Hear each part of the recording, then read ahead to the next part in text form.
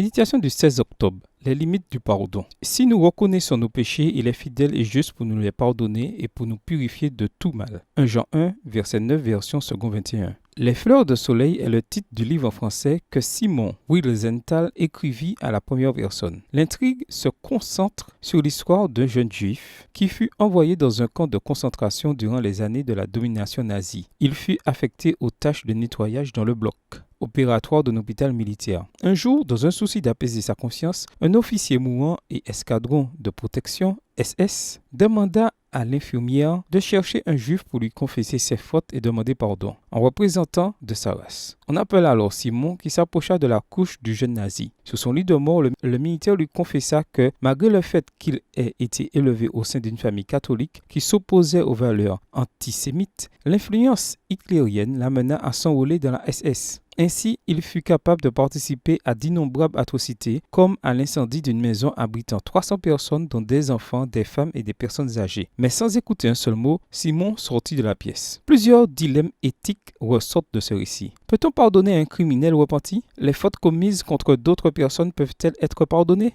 La Bible dit, « Si nous reconnaissons nos péchés, il est fidèle et juste pour nous les pardonner et pour nous purifier de tout mal. » Évidemment, Dieu peut pardonner un criminel repenti, même si son ou ses victimes ne le fera ou feront jamais. Cependant, certains confessent leurs péchés à des personnes extérieures qui ne sont pas directement liées à l'offense et ne trouvent ni paix ni pardon. C'est le cas de Judas, le disciple traître. Quand il a vu que Jésus était traduit en justice, il s'est rendu au temple se repentant et confessant, oppressé pour sacrificateur aux anciens en disant « J'ai péché en livrant le sang innocent ». Matthieu 27, versets 3 et 4. Il en est sorti avec les mêmes fautes et, rempli de remords, il s'est pendu. Verset 5. Il faut nous confesser les uns les autres, mais la confession des offenses ne se déroule qu'entre l'offensé et l'offenseur. Voir Jacques 5, verset 16. Et, puisque causer du tort est comme si nous le faisons au Seigneur, nous devons lui confesser toutes nos fautes pour recevoir un pardon complet. Avez-vous confessé toutes vos fautes? Avez-vous demandé pardon à celui à qui vous avez fait du mal? Cherchons Dieu premièrement. Son pardon est garanti. Demandons-lui le courage et l'humilité de reconnaître nos fautes devant celui ou celle à qui nous devons peut-être de sincères excuses. Bonne journée à vous et que le Seigneur vous bénisse.